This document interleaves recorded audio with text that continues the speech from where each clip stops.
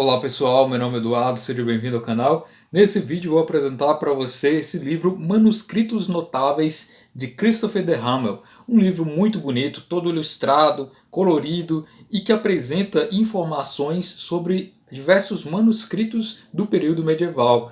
O autor, Christopher de Hamel, ele era um grande especialista em manuscritos, em investigar bibliotecas, e ele fez então uma série de pesquisas com manuscritos medievais que ele notou que são relevantes, que têm aí uma beleza própria, né? Durante o período medieval foi um período muito intenso na história da humanidade, nesse sentido de cópia dos livros, né? Os manuscritos tinham um determinado trabalho feito aí, em sua grande maioria por monges, né? Assim como atesta o historiador Frederic Barbier, né, no seu livro aqui História do Livro, ele coloca justamente sobre isso, né, que do período medieval o trabalho de fabricação dos livros se desenvolve até o século XI, quase que exclusivamente nos monastérios e em outras casas religiosas. Ou seja, durante o período medieval eram os monges que copiavam os livros. E aqui temos vários exemplos desses livros que eram considerados sagrados, né? Porque exigia um certo tempo para aquela pessoa que fosse copiar aquele determinado livro, né? Passava aí dias, meses ou talvez até anos fazendo a cópia do livro, e não só copiando à mão, mas também fazendo ilustrações, fazendo todo um acabamento, um adorno para que aquele livro fosse realmente bonito. Então exigia todo um trabalho aí quanto à tintura, quanto à escolha do material que seria utilizado, tudo isso fazer com que o livro se tornasse uma peça muito cara e eventualmente até considerada sagrada, justamente porque tratava muitas vezes com seu conteúdo de temática religiosa. Então aqui ele vai falar sobre vários desses livros medievais, apresentando aqui informações. E é importante dizer que os manuscritos hoje em dia, especialmente do período medieval, são raros, né? São mais difíceis de serem encontrados justamente por causa do tempo que se passou, né? E também pelo fato histórico. E ele coloca justamente sobre isso aqui na sua introdução, na página 8ª, onde ele diz aqui: paleógrafos é o termo genérico para definir aqueles que estudam manuscritos antigos. Acostumaram-se a trabalhar nas salas de leitura de bibliotecas de livros raros, mas estas são santuários inacessíveis ao público em geral, como seria para mim o túmulo do profeta em Medina. Bibliotecas nacionais modernas estão entre os prédios mais caros jamais construídos, mas pouca gente entra neles fundo o bastante para chegar às mesas exclusivas separadas para a consulta dos livros mais valiosos de todos. Alguns cenários para o estudo de manuscritos são imponentes e intimidadores, e outros são carinhosamente informais. O acesso a eles é um segredo dos iniciados, e os formulários para admissão ao espaço manuseio dos manuscritos variam muito de um repositório a outro. Este é um aspecto da história da erudição frequentemente negligenciado por completo. Os soberbos livros iluminados da Idade Média são pedras angulares de nossa cultura, mas é raro alguém se dar ao trabalho de documentar seu habitat. Então, o que ele está dizendo?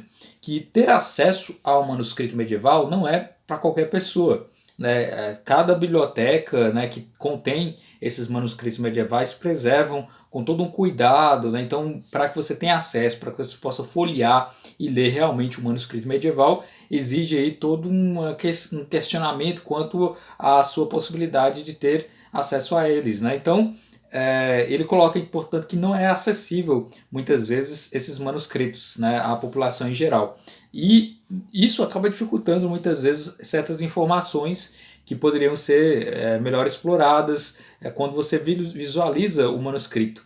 Cada página de um manuscrito, ele contém não apenas os escritos, eventualmente o conteúdo, mas ele tem também todo o seu histórico, né? Às vezes aí um risco pode contar algo sobre aquele período determinado, ou o que pretendia aquele monge que estava copiando, aquele copista, né?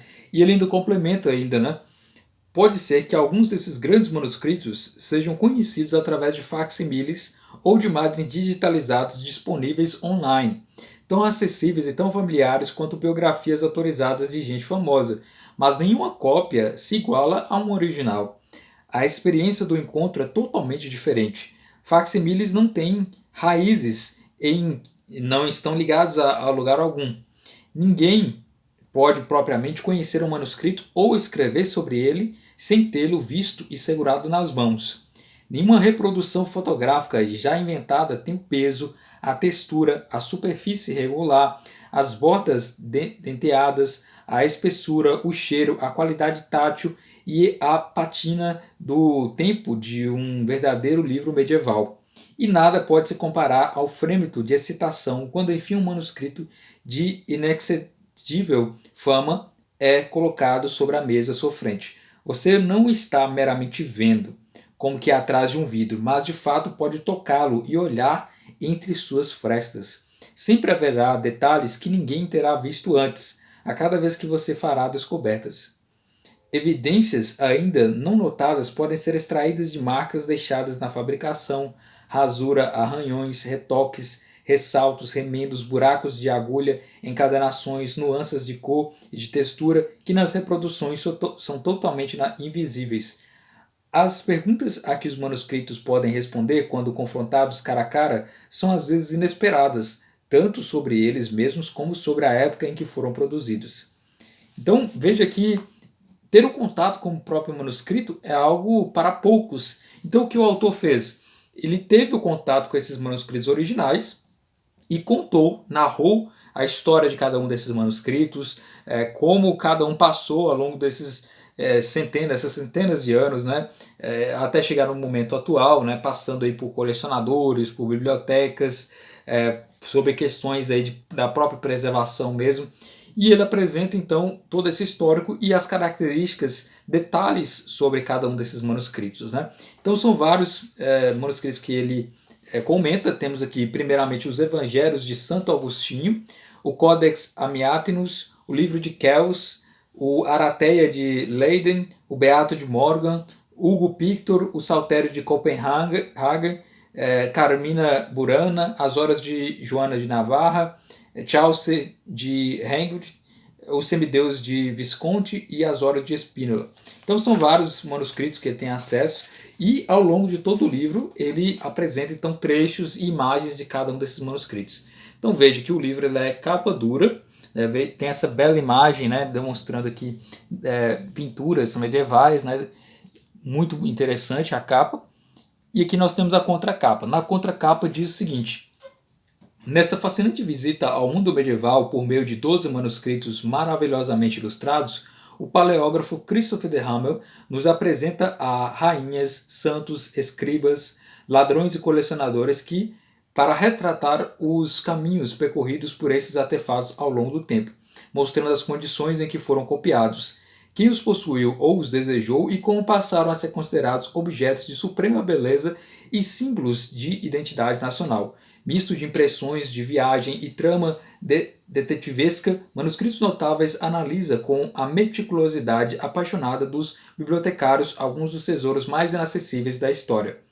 Um livro extraordinário que nos faz recordar a todo o instante o caráter transitório das bases de nosso conhecimento. Tom Stoppard. Então, é um livro para quem gosta de livros, né? E mais notável ainda é saber que durante todo o período medieval eram os monges que preservavam esses manuscritos através aí, de um intenso trabalho que eles tinham, né, de fazer a cópia, de preservar esse manuscrito, de ter um trabalho com cuidado em se tratando do próprio material utilizado. Foi justamente no período medieval que o livro ele ganhou o seu status de objeto de ser colecionado, né? Nós temos aqui, por exemplo, o livro do Richard de Bourg, né, o Philobiblon, ou Amigo do Livro, que foi o primeiro tratado de bibliofilia, né, que apresenta então aqui comentários ressaltando a importância do livro. E eu recomendo, apenas para deixar aqui para vocês, o livro História do Livro do Frédéric Barbier, que conta a história do livro, que vale a pena de ser adquirido, né? Atualmente ele não está sendo mais vendido em lojas, mas você encontra em sebos ainda esse volume. Realmente é um dos melhores livros que trata sobre a história do livro, né, do Frédéric Barbier, publicado pela editora paulistana. Esse mesmo autor, o Frédéric Barbier, publicou o livro A Europa de Gutenberg, que conta a história da feitura dos livros a partir do momento aí, da invenção de Gutenberg, né, com a imprensa. Também desse mesmo autor, o livro História das Bibliotecas, de Alexandre, as Bibliotecas Virtuais, do mesmo autor Frédéric Barbier. E também, para quem gosta do livro, né, o livro O Aparecimento do livro de Lucien Febvre, né, e Henry Jean Martin, né, que conta também a história do livro, como que surgiu e vários aspectos, pela editora EDUSP. Então são livros aqui que eu deixo a recomendação extra para que vocês possam pesquisar sobre a história do livro.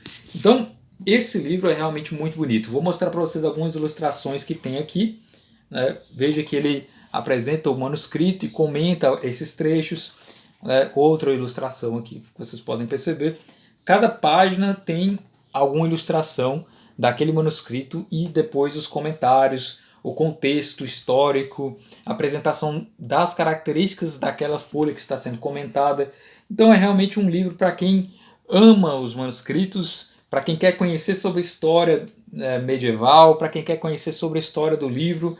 É realmente aqui um livro muito bonito e vale a pena de ser adquirido para justamente conhecer mais sobre aquilo que nós gostamos tanto, que é o livro, né? Então o livro é recheado de ilustrações, né? E tem sempre fotos aqui retiradas e sempre boas referências bibliográficas, informações sobre cada um desses livros. Então é isso, está aqui a recomendação do livro Manuscritos Notáveis de Christopher de Hamel. É isso, muito obrigado pela atenção, até o próximo vídeo.